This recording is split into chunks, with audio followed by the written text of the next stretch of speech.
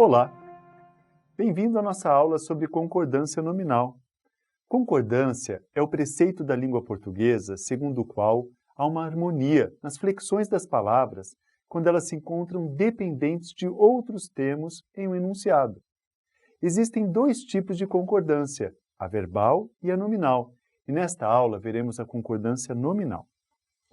De acordo com o linguista Segala, a concordância nominal ocorre quando utilizamos adjetivos, pronomes, artigos e numerais em um enunciado, e devemos, por obrigação à norma padrão de nossa língua, concordar em gênero e número com os substantivos a que se referem. Veja o exemplo. Este enunciado faz parte do trabalho científico de zoologia de Júnior. Observe nesse pequeno trecho que os substantivos animais e cavidade concordaram em gênero e número com os adjetivos triploblásticos e corpórea. Note que as palavras foram harmonizadas de acordo com o seu uso no enunciado, ou seja, substantivos concordando com adjetivos, pronomes, artigos e numerais. Veremos agora as seguintes regras específicas. Sujeito composto posicionado antes do verbo. Sujeito composto posicionado depois do verbo. Uso das expressões é necessário e é preciso. Pronomes de tratamento. E as expressões possível, menos e bastante. Pause o vídeo para ler cada exemplo apresentado. Sujeito composto posicionado antes do verbo. O adjetivo que se refere a mais de um substantivo de gênero ou número diferentes, quando posposto, concordará no masculino plural ou com um substantivo que esteja mais próximo do adjetivo. Veja os exemplos. No masculino plural. No exemplo retirado do texto da professora e advogada Cíntia de Freitas, o adjetivo vinculados concordou com o masculino plural, quanto aos substantivos de gêneros diferentes que estão presentes no enunciado, com o substantivo mais próximo.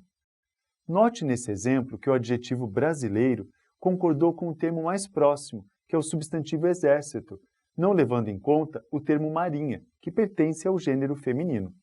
Sujeito composto posicionado depois do verbo.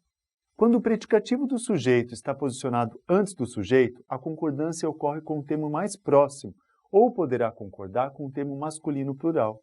Observe os exemplos. Termo mais próximo. Note no exemplo que a concordância nominal ocorreu entre o adjetivo, o predicativo do sujeito e o substantivo mais próximo, que é o termo a tese, ficando, portanto, no feminino e na terceira pessoa do singular. Termo masculino plural. Observe que neste exemplo, a concordância entre os termos ocorreu e que prevaleceu a terceira pessoa do plural no gênero masculino. Uso das expressões é necessário, é preciso. A concordância ocorrerá para ambos os casos na forma de masculino singular, mesmo que o sujeito seja substantivo feminino ou plural. Observe. O sujeito do texto científico de Maricato é cautela, um termo feminino. Observe que, mesmo assim, para a expressão é preciso, a concordância nominal ocorreu no masculino singular. Vejamos outro exemplo. Caso haja determinação do sujeito por meio do artigo feminino, efetua-se a concordância normalmente. Veja, observe que, neste caso, a palavra cautela está determinada por um artigo, e assim a concordância ocorrerá normalmente. Pronomes de tratamento. A concordância ocorrerá de acordo com o gênero do interlocutor no enunciado. Expressão possível. O termo possível é muito usado em expressões comparativas de cunho superlativo.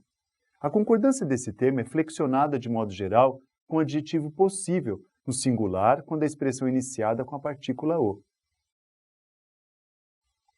Expressão menos. Observe nesse exemplo que a palavra menos é um termo invariável, pois é um advérbio, ele não se flexiona, ou seja, a palavra menos não existe. Expressão bastante. Observe que quando o termo for adjetivo, será variável, e quando for advérbio, será invariável. Observe esses dois exemplos retirados de trabalhos acadêmicos.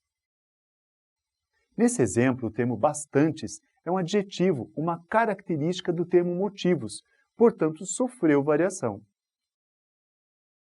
Nesse outro exemplo, o termo bastante é um advérbio, uma circunstância, não sofrendo, portanto, variação. Nessa aula, refletimos sobre a concordância nominal, um elemento que não somente na redação científica, mas também nas demais circunstâncias em que o texto representa fator de coesão, define-se como essencial, vital à sua vida acadêmica. Sabemos que se a coesão não se fizer presente, obviamente a coerência também não se manifestará. Aproveitem a aula e bons estudos!